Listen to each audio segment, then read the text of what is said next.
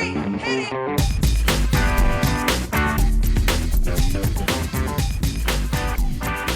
Good morning, good afternoon, good evening, and welcome to today's Caffeine for the Soul. Have you done our basic course? If you haven't, you can do it for free at michaelneill.org/basic course. And it's going to give you a video, audio, textual overview and underpinning and experience of the philosophy behind the things that I share in these podcasts each week. This week, what I want to talk about is one of the most simplistic sounding but experientially profound things I've seen about life.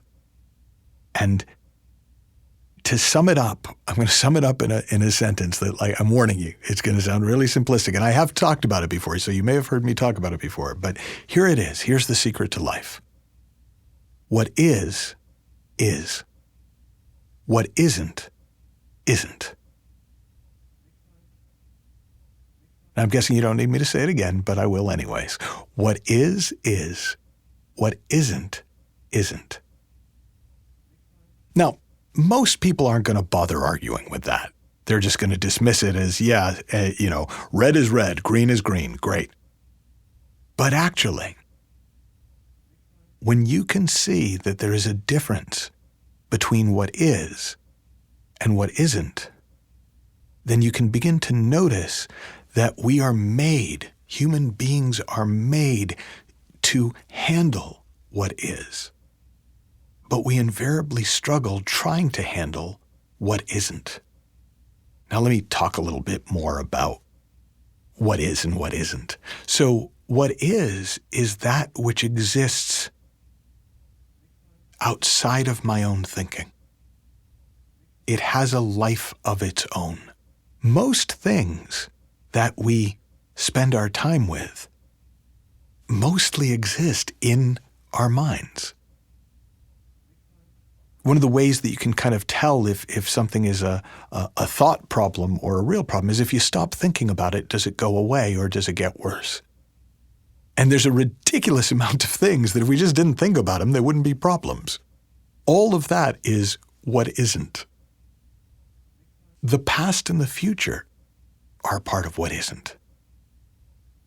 Now, there was a time where what we call the past was what is, and there may be a time where what we call the future may be what is, but for now it only exists as thoughts in our head. It isn't outside of thought, and we're made for what is, but we struggle trying to manage what isn't.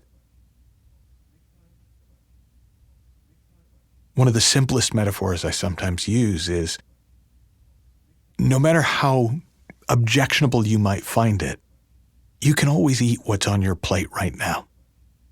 That's what is. You will never be able to eat what was on your plate yesterday, and you will never be able to eat what you think is going to be on your plate tomorrow. That's what isn't. And if you can begin to distinguish what is from what isn't, then the next question becomes, well, what do I do about them?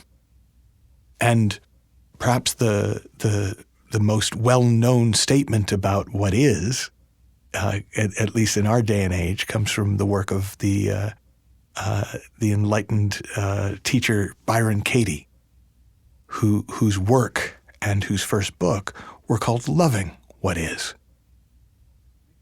And loving what is a really helpful thing to do, because if it is, so you may as well love it. Doesn't mean you might not want to make changes in it, but it is because it is. So if you love it, then you can work with it. You're not scared of it. You're not avoiding it. You can just be with it. And when you're being with something, if it needs anything, you give it what it needs. If you're with a pet and you can tell it's hungry, you feed it. If you're working on a project and you can tell it needs action, you act. If you work in a business and you can tell it needs money, you feed it money. Those are acts of love, ways of loving what is. But then what do you do with what isn't? Do you fight it? Do you try to change it? Because that's what a lot of us do, is we want to think positive instead of negative. So we want to think about positive things that don't exist. And we want to give ourselves a positive imaginary past and a positive imaginary future instead of the negative remembered past and the negative projected future. But that's just like trying to change the shape of a cloud. It doesn't really do anything other than keep you busy and maybe entertained and maybe not. And what I've come to see is that you can ignore what isn't. You don't have to give it any of your time and attention. Once you see that it doesn't exist outside of thought, you don't have to keep thinking it.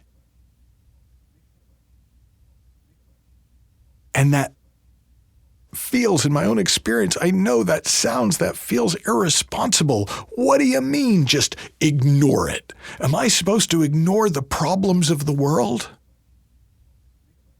Well, only the ones that you're keeping alive in your imagination. If there's a lion in front of you with a thorn in its paw, that's what is. And you might want to do something about it. But if you've read a lot of articles about lions wandering around with thorns in their paws, and isn't it awful that we don't do enough for these lions to help them get the thorns out of their paws? Yeah, you can ignore that.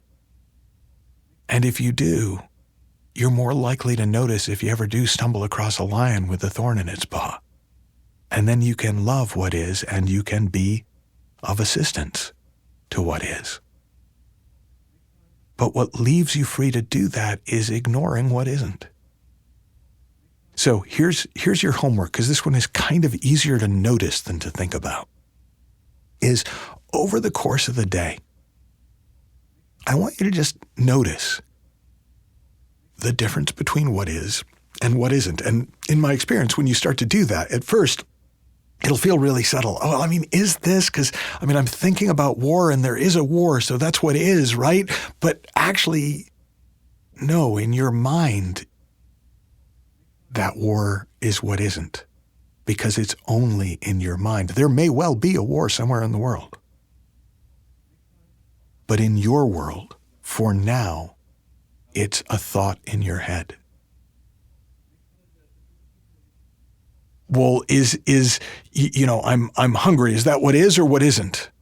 Well, if you're hungry right now, that's what is. And you can do something about that. We're made to do what needs to be done with what is. We're made in a way that we can love what is and be with what is. But as you go, you will start to get really good quite quickly. It will start to become obvious to you, and whole chunks of things that you thought were super important, it becomes apparent to you, oh God, no, those don't exist outside of my own thinking. And then there are other things that you might have dismissed and thought, well, that's not my problem, that you start saying, oh my God, no, that is. That's really happening right now, right here. That's part of what is. And of course, there are great things that are part of what is, and there are great things that are part of what isn't. So it's not all bad things. You'll also find, oh yeah, like I remember realizing one day that being a good person was part of what isn't. Like I had this image of myself as a good person, but it was just an image that I was carrying around with me. Sometimes I behaved in real time like the way I thought a good person should behave, and sometimes I didn't. So sometimes it was what is, sometimes it was, a lot of the time, sadly, it was what isn't. But as you look, it becomes more and more apparent. And then if you're up for it, you can set a timer if it feels too daunting to do it for a whole day. But just for a little while, play with ignoring what isn't. As soon as you notice it's what isn't, let it go. You don't need to give it another moment of thought. And see what happens. And if you want a little bit of a preview of coming attractions, what everyone I have ever guided through this experiment tells me is they find themselves with so much more energy, so much more aliveness, so much more of a sense that they can make a difference in the world. And so much more of an appreciation for what is. Have fun, learn heaps, happy exploring, and I'll talk with you soon.